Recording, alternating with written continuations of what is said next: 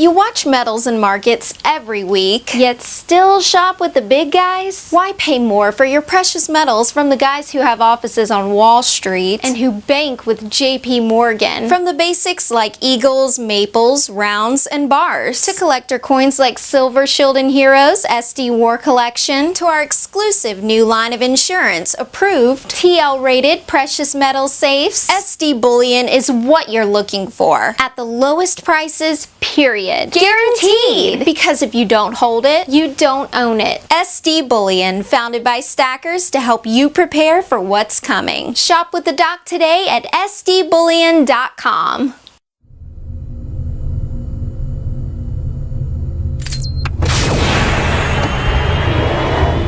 This is the Doc and Eric Dubin with a special Precious Metals Roundtable edition of Metals and Markets. We have a star-studded lineup of precious metals experts for today's show. We have David Morgan of silverinvestor.com. Thanks for joining us, David. My pleasure, thank you. We also have GATA's Bill Murphy. It's great to have you back with us as well, Bill. Well, always good to be here. And finally, last but not least, we have Alasdair Macleod, Head of Research at Gold Money. Thanks for joining us from across the pond here this Friday evening, Alasdair. That's my pleasure. Well, guys, it really is a distinct pleasure to have you all join us today for this discussion. So let's jump right into it. I'm going to try to stay in the background as much as possible today. I'm a bit under the weather, so why don't you guys take it from here? So we've had some really great trading in the precious metals space in the last couple of months. Looks like we're in the process of moving a lot higher. In fact, today, in fact, throughout this whole week, we've had a really strong dollar vis-a-vis other currencies around the world, and despite that, and despite other turmoil in financial markets, precious metals have been doing pretty well. Thank you very much, and I'd love to throw it out to you folks as far as what you think is going on and where metals are going to be traded in 2015. Maybe Alasdair, give us your take. Well, absolutely. It is fascinating. There has been, I think, a turnaround in sentiment.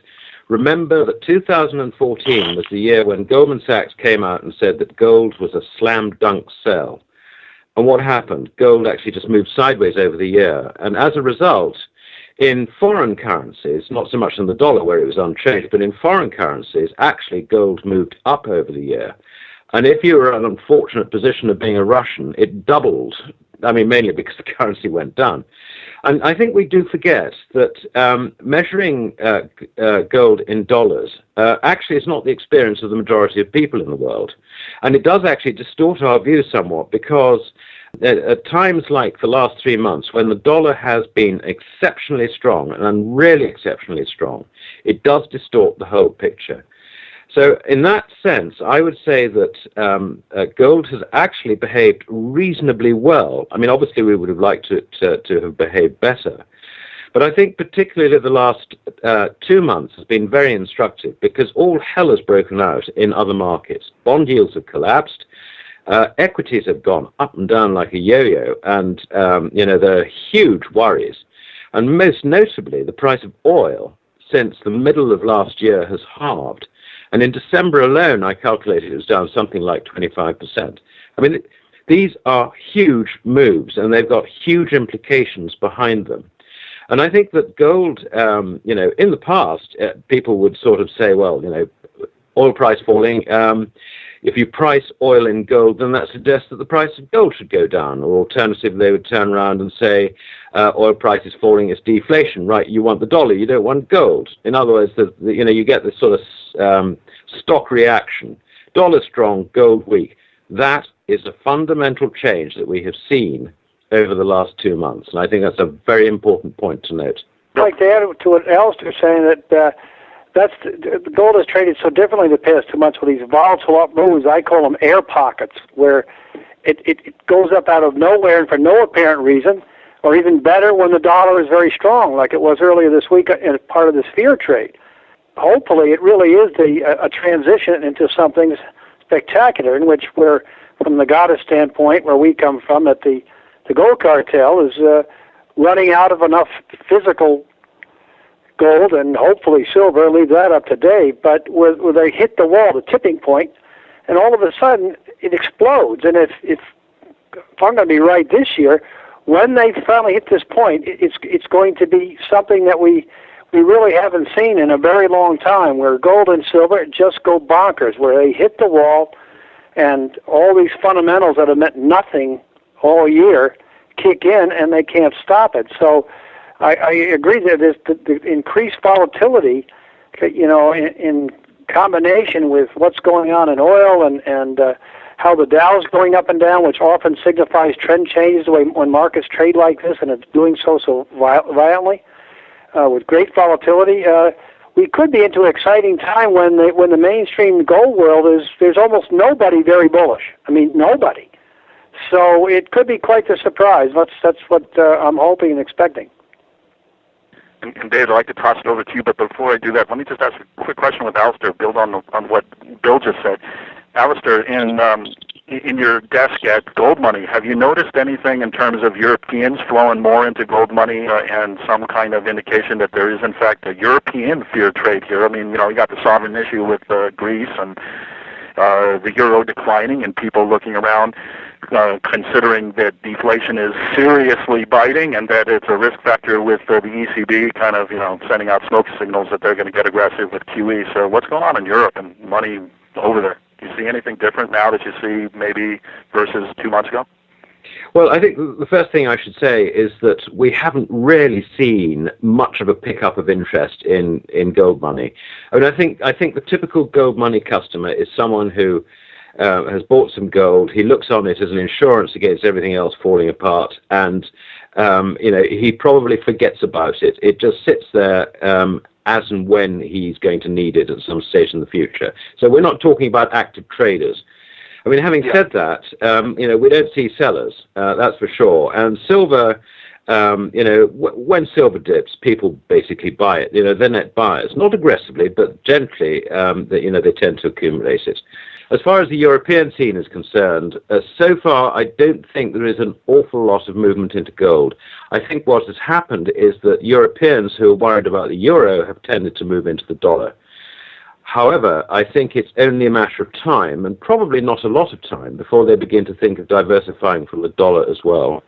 But that is, I think, going to be dictated by events in America and how the Fed responds to them. Interestingly, I would expect to see some demand building in Japan, and I don't know whether any of the other panelists have seen that.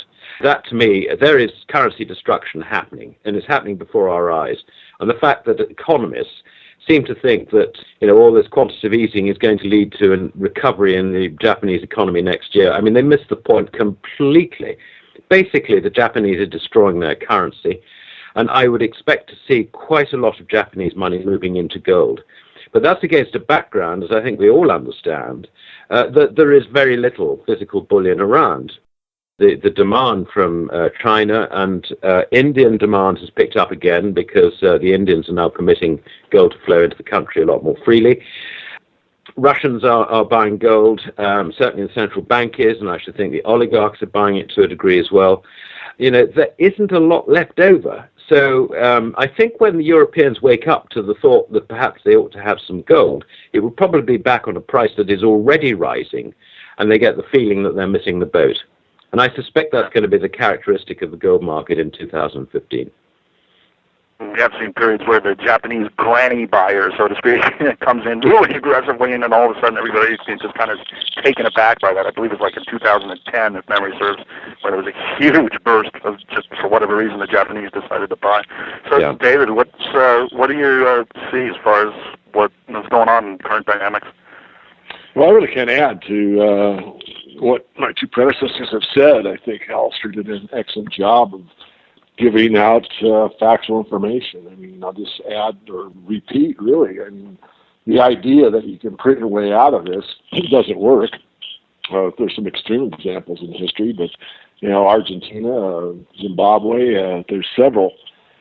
And so for Japan, a leader at one time to go on this Abenomics is insanity. And there's a price to pay.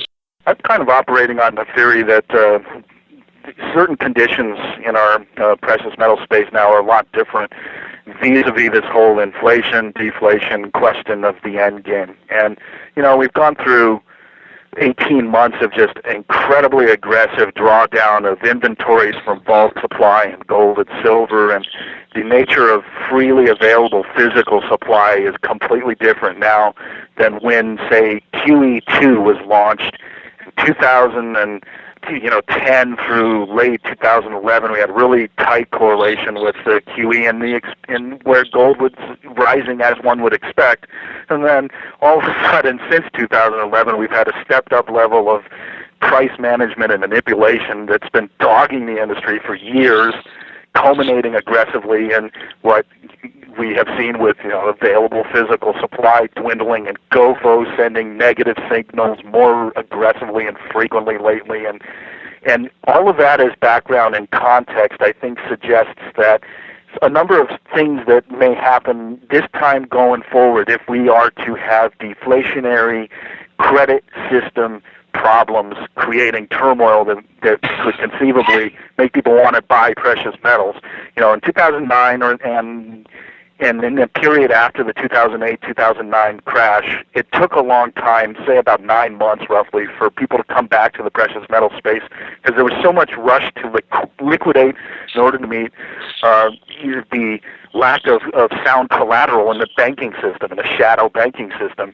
And this time around, because there's far less physical available to serve that role, I think we're actually looking at a scenario that could be very different in the way things play out this time around, even with silver not necessarily getting a bad rap when it comes to its questionable performance in times of deflation. I mean, there are a lot of people in our industry who are saying even gold is going to go down to 700 or whatever per ounce if we do have a deflationary crash. So with all of that as background, setting the table for discussion about what could be some of the higher probability outcomes in this year ahead and beyond, I'd love to just toss it out there and see what you guys think about those ideas. Well, sorry, if I can kick it off. One of the things Sure. which I think is important is that people do not know how to value gold. And, the result is that they accept that today's price is the right price. It is the value of gold. Now, I mean, from an accounting point of view, of course, it's correct. But actually, if you consider this properly, then gold should at least reflect in its price the excess production of paper money, fiat currency, that has occurred particularly since the Lehman crisis. And if you adjust the price of gold for that, we end up with a price not of $1,200, $1,220 or whatever we are at the moment, but we actually end up with a price of $490 in pre-Lehman dollars, if you like. So if you deflate all those dollars that have been produced since, the price is $490. Now, we're sitting here seeing this really wildly undervalued asset, which has not increased, while every other asset has basically increased. So you can see that the markets have got tipped very much in a direction, if you like, that suits the investment community, because let's face it, hedge funds and all the rest of it are not interested in gold. They're interested in having bonds go up. They're interested in derivatives continuing to trade. They're interested in equities going up. That has been the story. They've got wildly overvalued. I mean, just look at the situation with Spain. 10-year bond yielding less than 2%. Would you lend money to Spain at less than 2%? I wouldn't. I think it's completely mispriced. I'm not saying it's going to change immediately, or I'm not going to give a timescale for any change in prices. But we do know that the normal investment media are wildly mispriced. That's where the mispricing is. And gold has been neglected. And at some stage, that is going to switch. And I think 2015 is the year it's going to switch. So the big point that is worth making about the price of gold is that the price of gold is actually not a true reflection of its value. Well, I'd like to second what Alisdair said in that, if gold had kept up with the inflation in the U.S., it was commonly talked about years ago, it would be $2,400, so say $2,600 now or something like that. It's ridiculously underpriced on that alone. I mean, if you look at it that way. And then silver is what kind of market is trading at 1/3 of what its high was 34, 35 years ago, and even as much as 3.5 years ago. And down from 50 for whatever the reasons were. The fact is it's there, and for where we come from in terms of this gold cartel stuff. But I've never seen a more heavily traded market and sat on market than silver, as we've seen since last March, with just a few exceptions. And it's been unbelievable. And from our standpoint, we think it's because they're scared to death that if they lose control of silver, it's going to affect gold in a big way.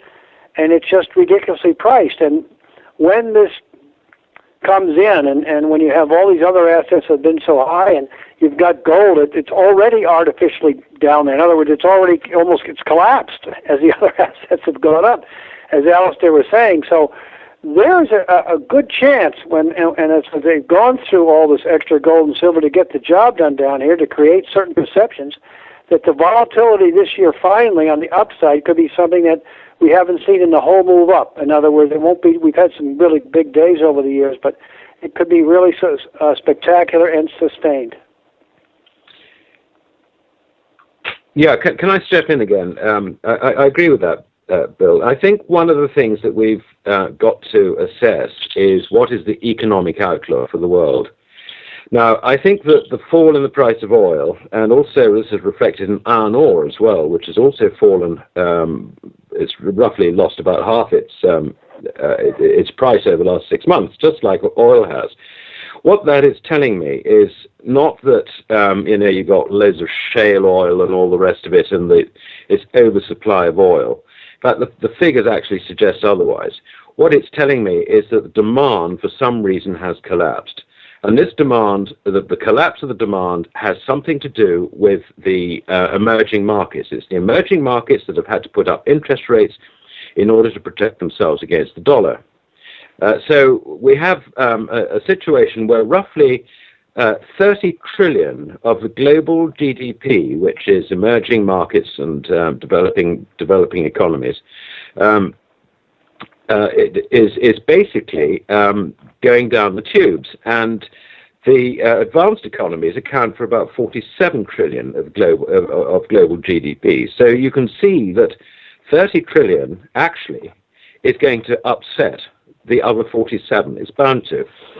And so the proposition I'm putting forward is that there is quite a large part of the world that is going into a slump. That's what the price of oil has to fall to a level where people are prepared to buy it again. And we're not there yet. Now, when you get a slump, basically it's the unwinding of malinvestments under what's referred to as Austrian business cycle theory. And we've only just started that. Businesses around the world haven't unwound those malinvestments yet. They're hanging on to their investment programs in the hope that things will improve.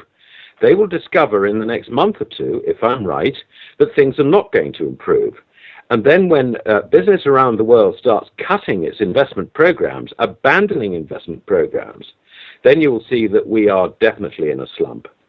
And the two economies of the advanced nations, which are really in the firing line on this, and really because they're predominantly weak, is Japan, which we've already touched on, who are destroying their currency, and also the Eurozone, where, the problems, we all know the problems there, there's no point in going through them again.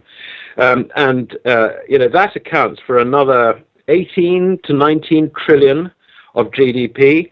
We're now left with the UK and the US. Now, the UK is a trading nation.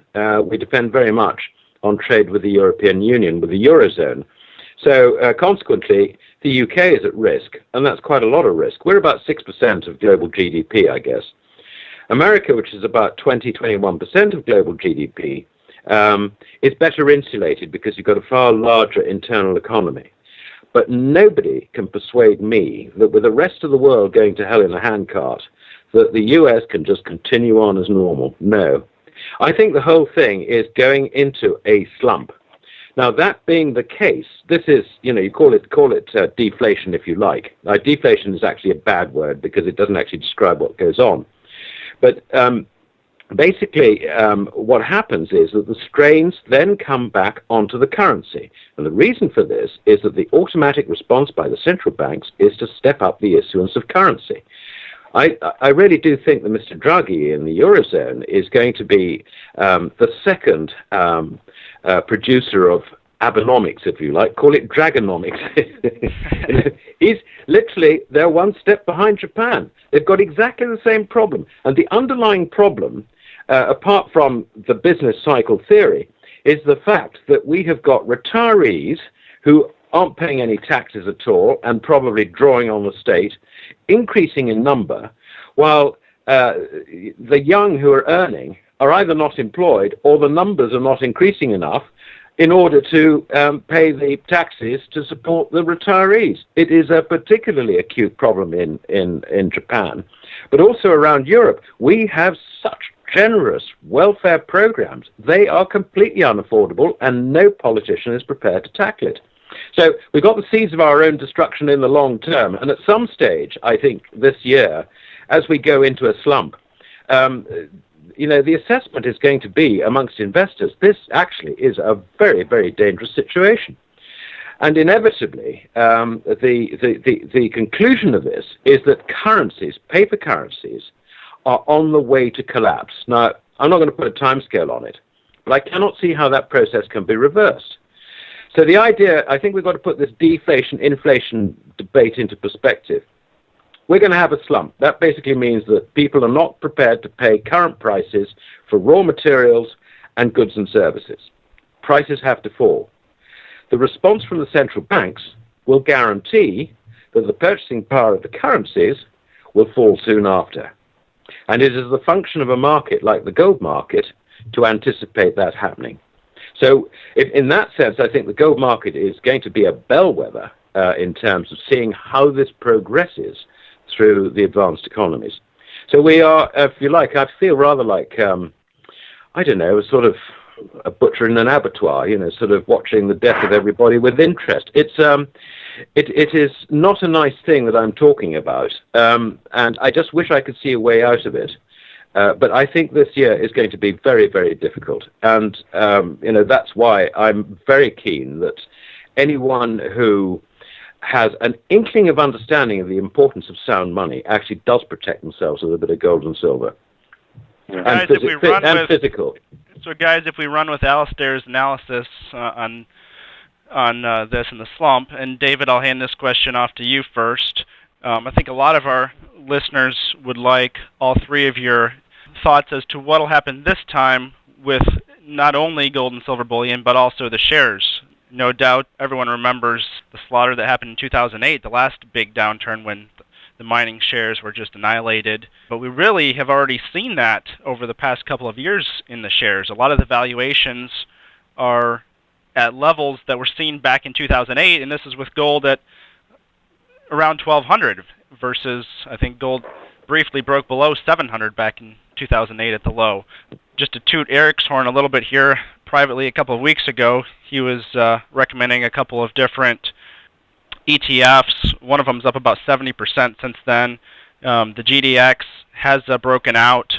So I'll let you take this one first, David. Are the mining shares going to decouple, as we're seeing early signs of here in January, if we do see a big slump in 2015, or do we still have to be cautious of the shares as well as the metals? Well, there's risk in everything, but we did an analysis on our portfolio, and we picked our, lowest or best valuation stocks. In other words, stocks that you could buy at 30 cents on the dollar. And some of those are already up 40% in the last 2 weeks. They're not as strong as a leverage ETF, but it's very, very strong. Looking at the bigger picture, I'm going to work in on the questions because you sent them to us by email before the interview.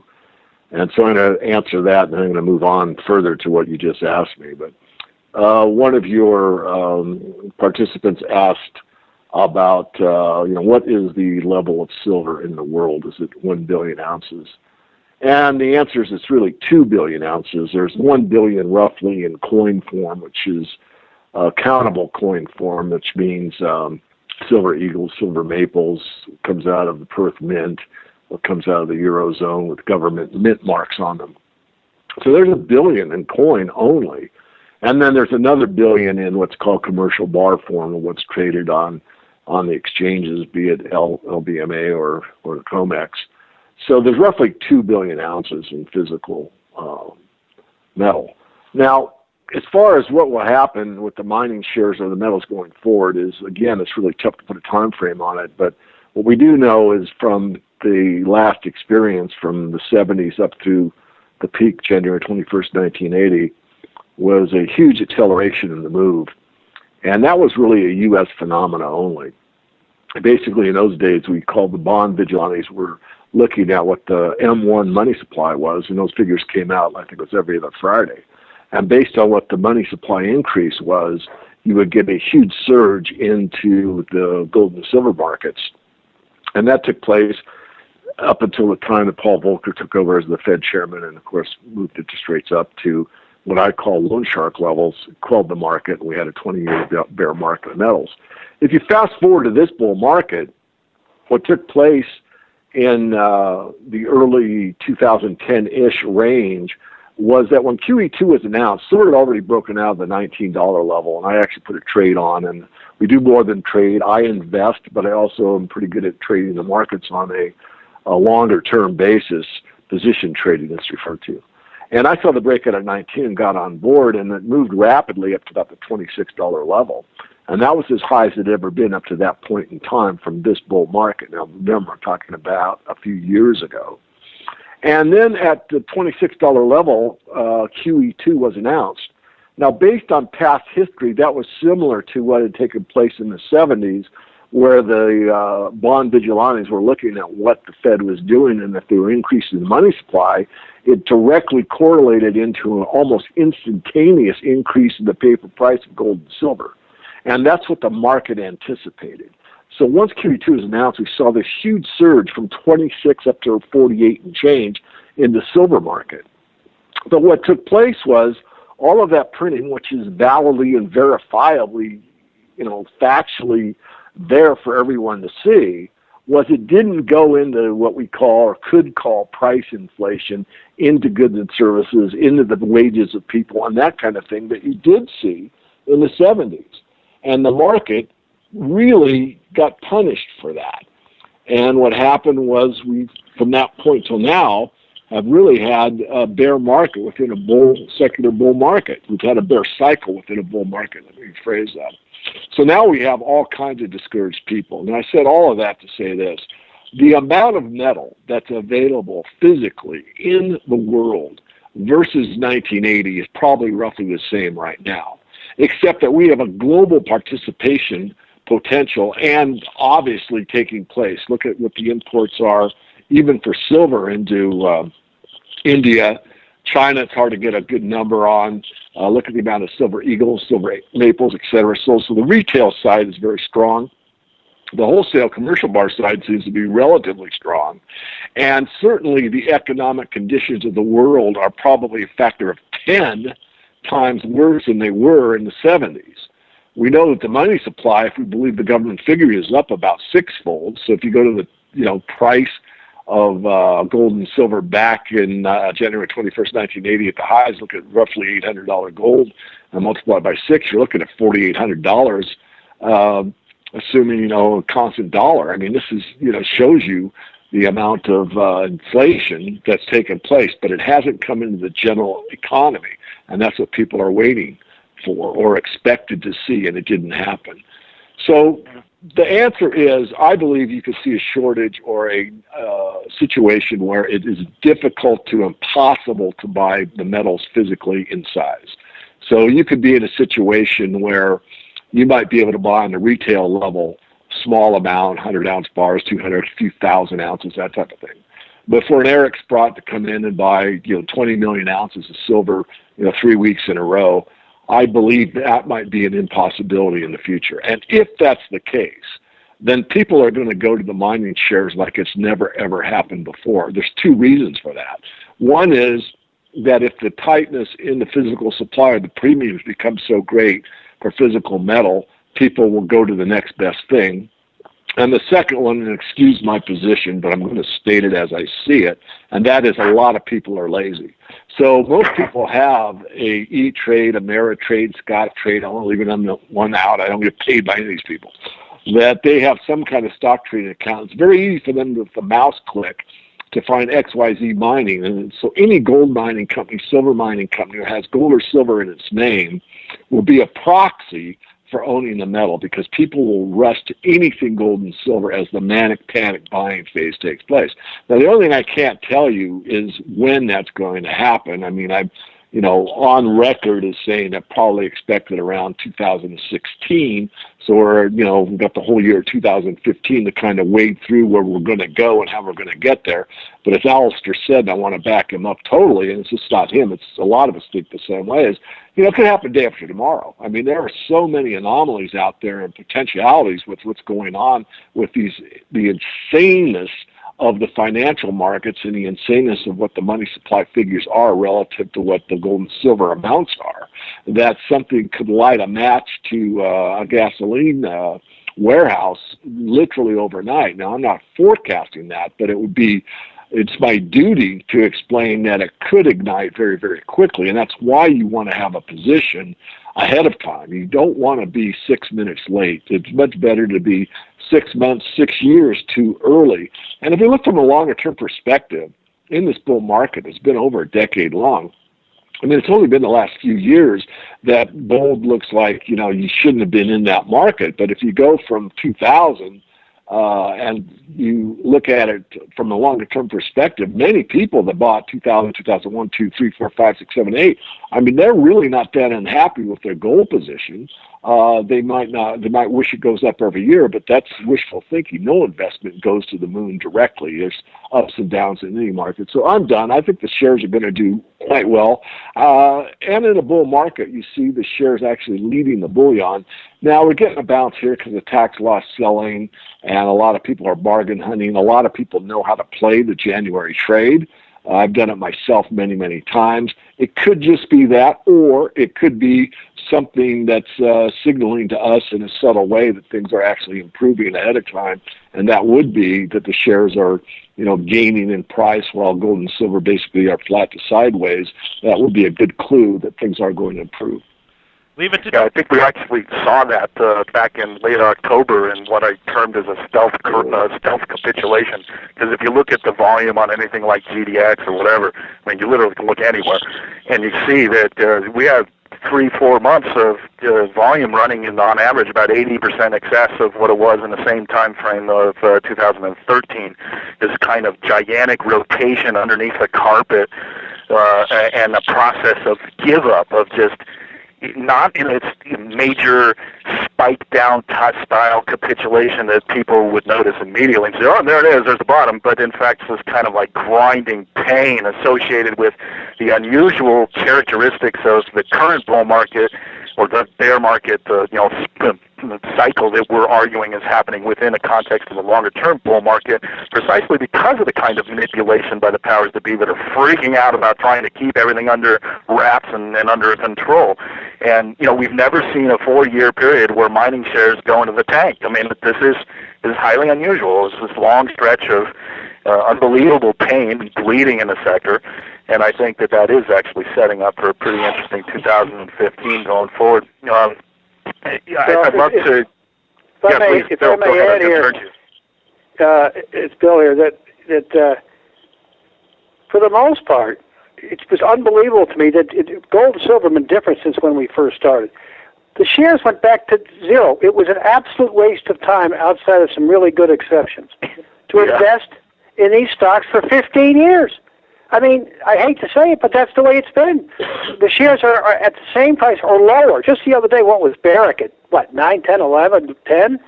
I think it was started when it was 15 or something. I mean, I know Barrick's a different example, but there's so many of them that it's been a horror show beyond comprehension. And I couldn't have imagined this way back when. Now, that said, I think I go back to Newton's law and about an equal and opposite reaction. I think we're going to get the most historic move of any market in history as this kicks in.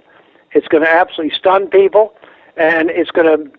Do it, but what I think is going to happen, as the other things go and are having trouble, the shares, because of what my colleagues have talked about, the diminished supply and what's happening, and when it all hits the wall, there is going to come a point, even if it's brief, where there'll be no offer. And they're right.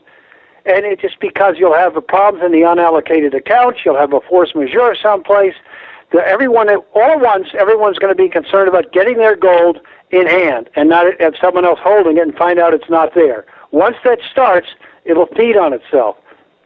And the move into these shares as the price goes up, because the companies down the road are going to be so profitable and be such home runs, it's going to be a sight to behold. So, but facts are facts. Over the past,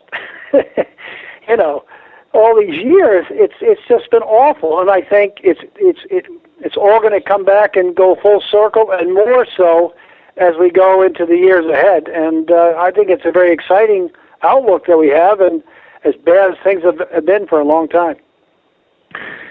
I know you got to jump pretty soon, Bill, but I wanted to ask you this, and then Alisdair and David, please chime in. One of our listeners was really curious about what's going on with J.P. Morgan, and Bill, you've talked about this a lot in terms of what J.P. Morgan may be doing with their silver inventories and all of the questions that come about that. And one of the particular questions he asked was really interesting.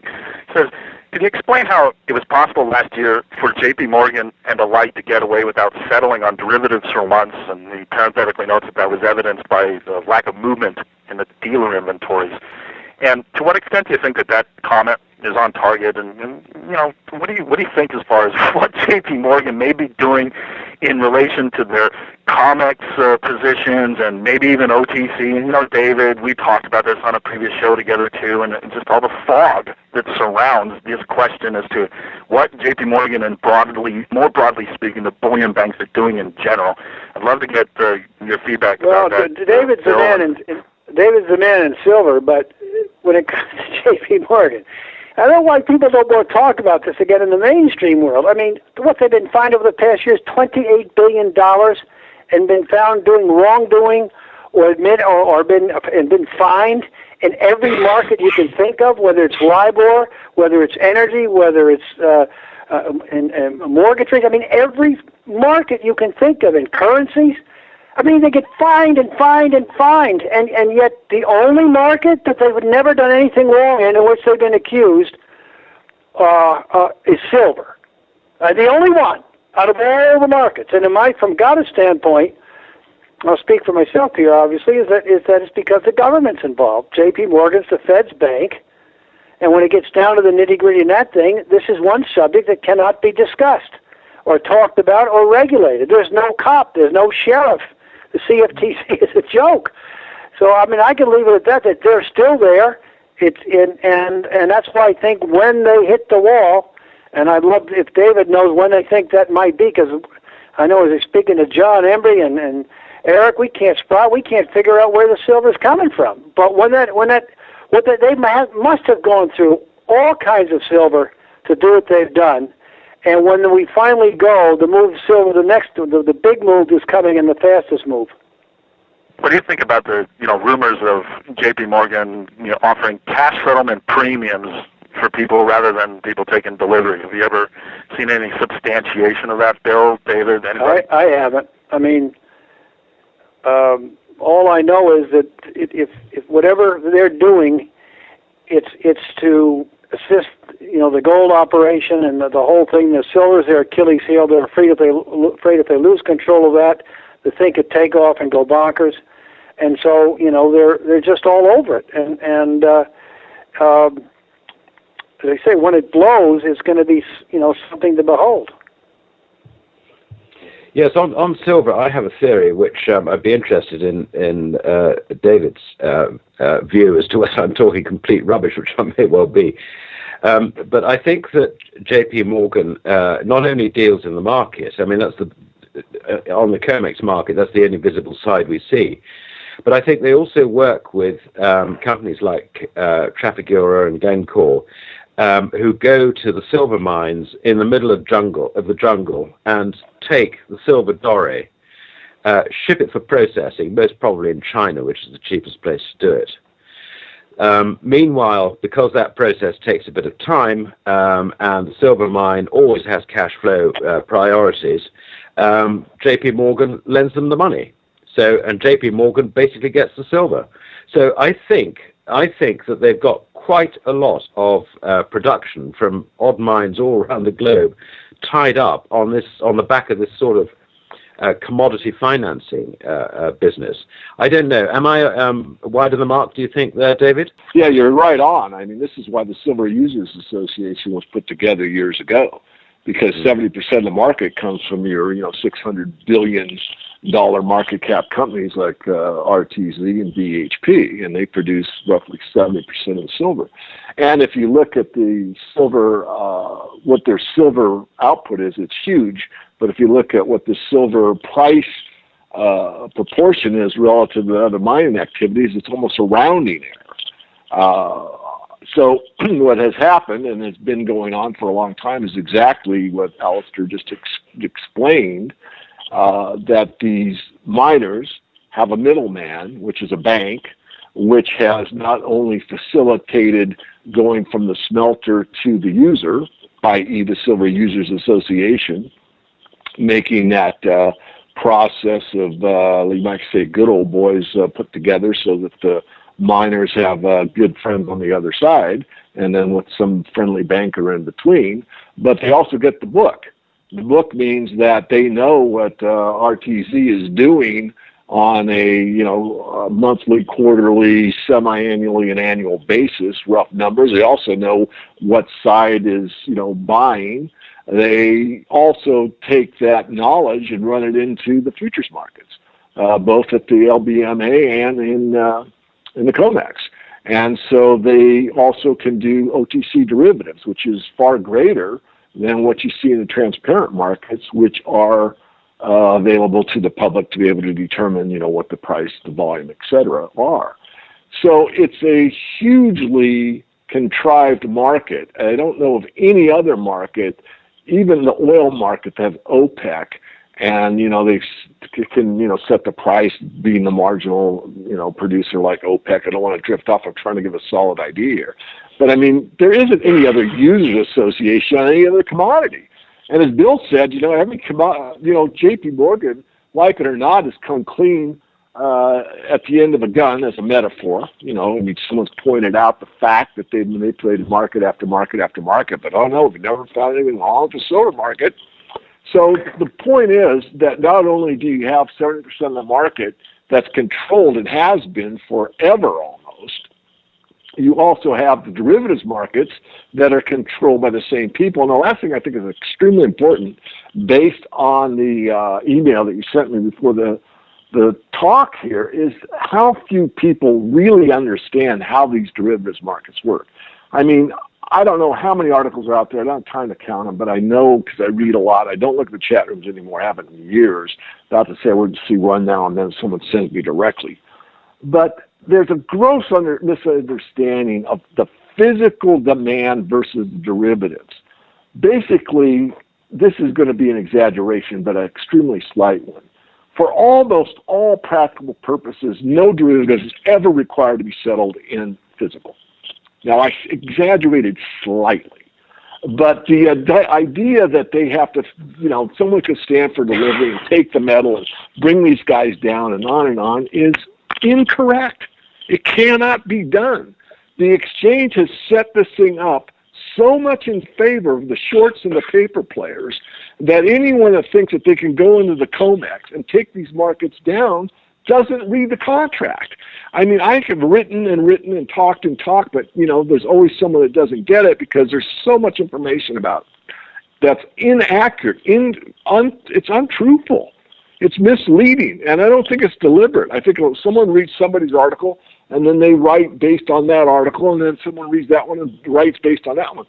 But the CFTC itself came out here to Spokane years ago at the behest of Phil Baker, the new CEO of Hecla, when he took over from Brown, and I knew Art Brown for years, and I live in the area, and I was there, and the CFTC made a lot of different points. One was that they never changed the rules on the hunts.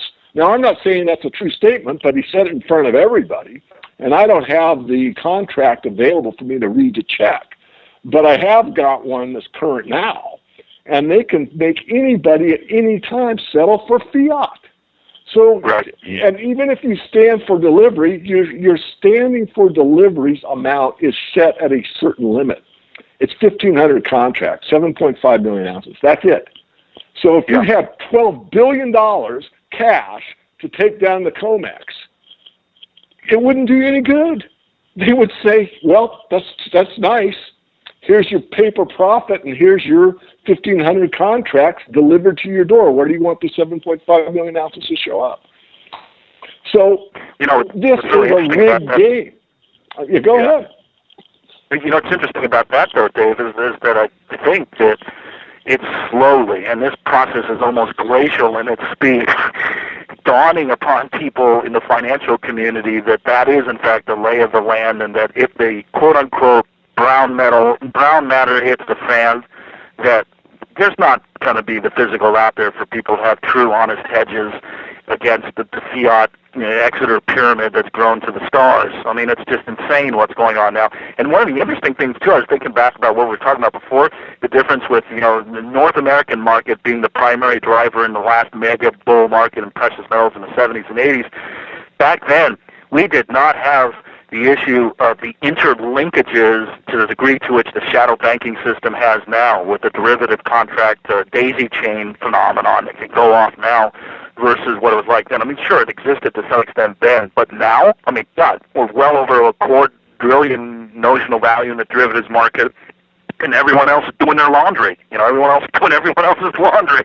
I mean, the discussion you had with Greg Hunter about the prime analogy with the real estate crash and how you can draw analogies to the oil crash, putting in peril at least $170 billion worth of junk credit that's financed the oil shale and other oil endeavors in the United States market is very much apropos. We don't have time to dive into that, and we're going long now as is anyway, but I highly recommend everybody to check out that interview that Greg Hunter did with David Morgan. It was a fantastic interview. We'll put a link in this show's write-up. But anyway, it's very different qualitative conditions that exist now versus even in the last bull market. Very much. I mean, I'm ready to hand it off to somebody. I mean, I've said my piece, and there's still people that'll read and not understand, and it's not that difficult to understand. But just realize that the futures market is a price determining mechanism. And through the paper manipulations, you can basically set the price almost anywhere you want. And the one thing I have to be, fair about is that the quote-unquote shortage really hasn't shown up yet. Not that we didn't have one in 2008 at the bottom. We certainly had a shortage of silver retail product, but not silver commercial bar product. But that certainly could happen. And so price isn't really a good determiner of how much available silver there is. In fact, I would maintain that right now both these markets are far tighter than the price alone would lead you to believe. And that's why, as Bill said and I said earlier, the shares probably stand to move for several reasons, one of them being that there could be a situation where there's enough physical demand, or there's people that think they own physical, that all of a sudden they get spooked and say, well, let me see it, or I want it, or delivered, or that type of thing. And there's these delays in the markets, or this big log jam, and there's a real problem. And then when people have fear, fear is a bigger motivator than greed. They'll start to really panic, and they'll start doing whatever they can to not only buy physical metal, but also to go to the proxy. So I really think we're in uncharted waters. The amount of demand that's out there, I mean, there's an infinite demand for money. And when you think about money, what it represents, and it represents a lot of things to a lot of people, but it boils down for most people, security. You want to save something now so that you have some security in the future that you can buy the basics, food, water, shelter, or some gizmo. But the point is, you're willing to save some value now for something secure in the future. And when you have no security, because that quote-unquote money that you hold, that piece of paper, is losing value, or you have some security that's a piece of paper that says you own some gold, and now you question that, think of what that would do to the psychology, the psyche, if you will, of the entire financial system. And friends, that's where we are.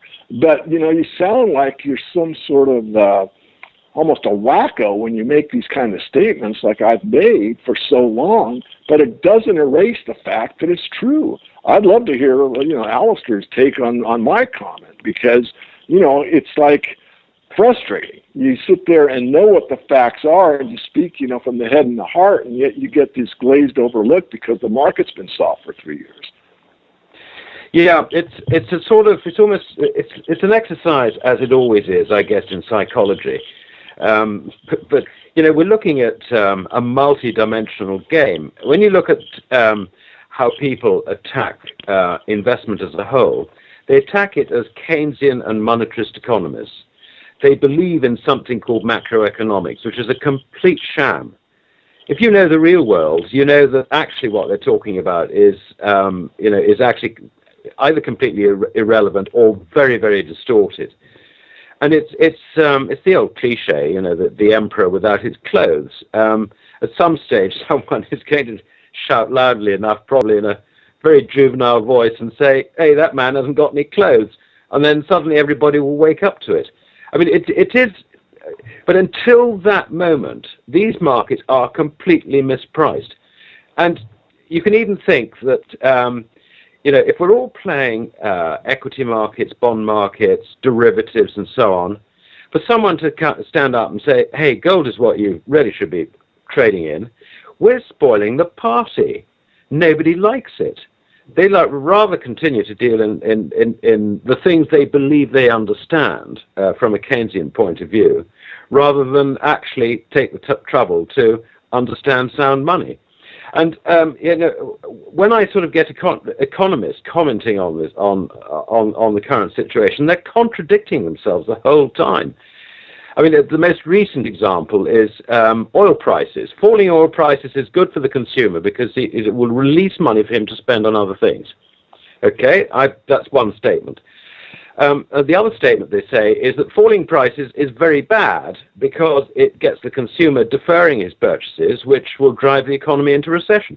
Come on, you can't have it both ways, for God's sake. But this is the quality of the thinking that we're having to deal with. And this thinking is from people right at the top, not the obvious people who are sort of so sold on Keynes like Krugman, but throughout the whole system. People actually have not got a grasp of what is going on. And sooner or later they will wake up. But so I think the point I'd like to make is that distortion isn't only in the gold market, the distortion is everywhere.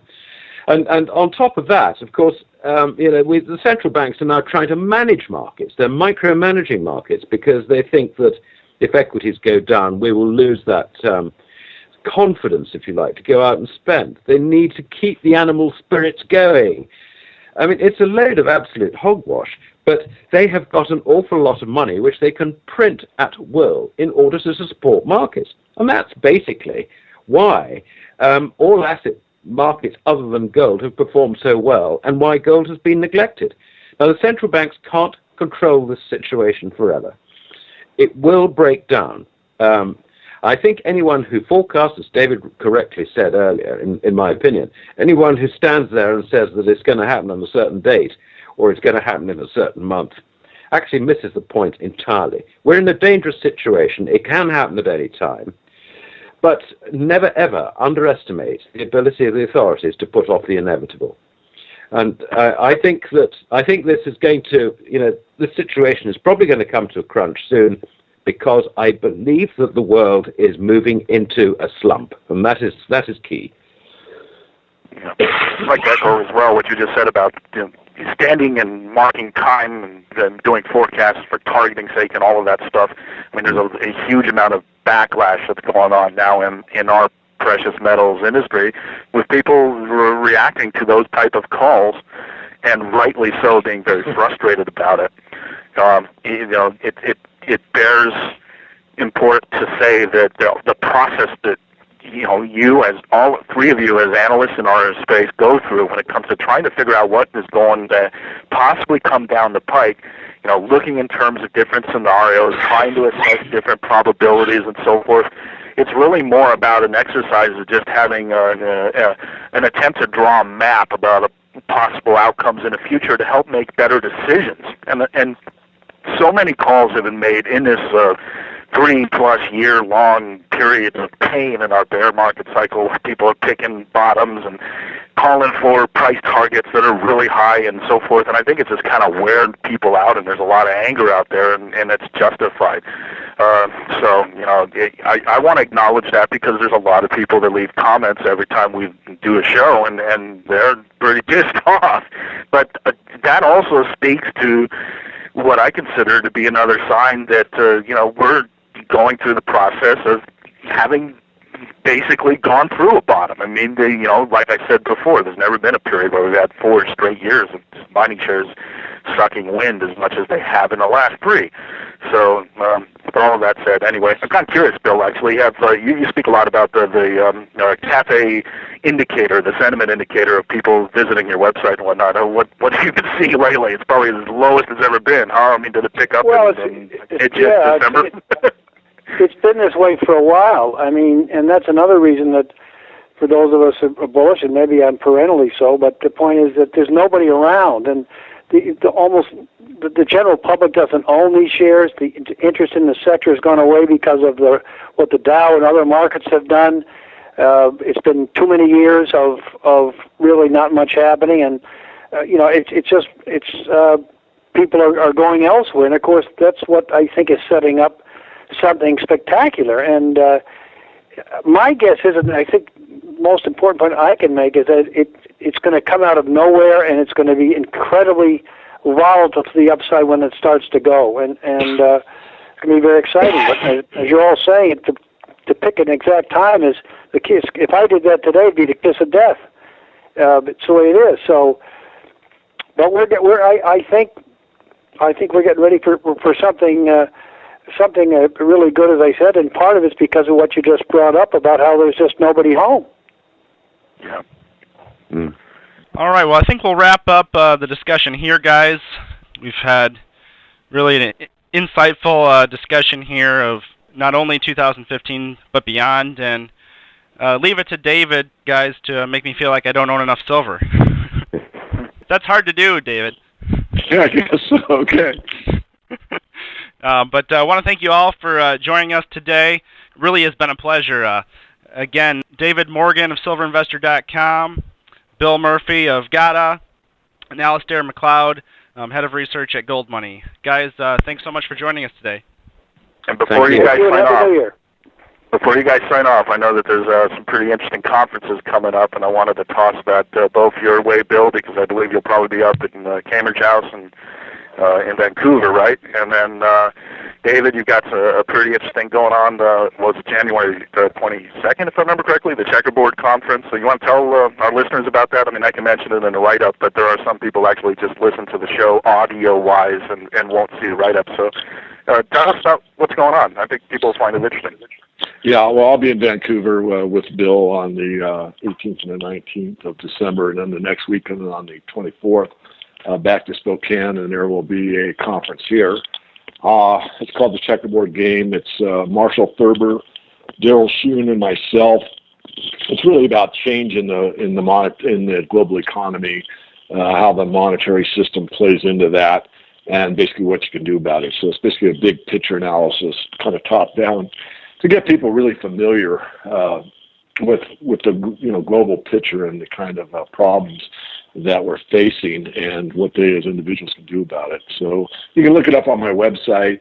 If you're really interested, I suggest that you look at the TED Talk that Marshall Thurber, Marshall, Thurber, Thurber on TED Talks. That'll give you a good idea of what the essential parts of this lecture will be. The second half of the day will focus more on ground level, gold and silver investing, that type of thing. But the first half will be more directed toward global thinking.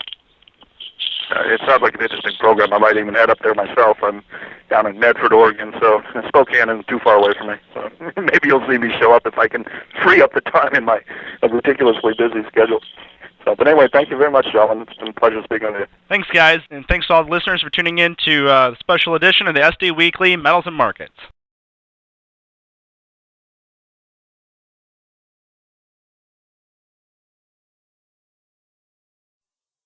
those individuals who are in charge of monetary policy around the world, I think they're very much aware of what is coming.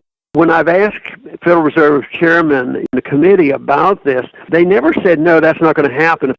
They use the word orderly. As long as it's orderly, it seems to be okay.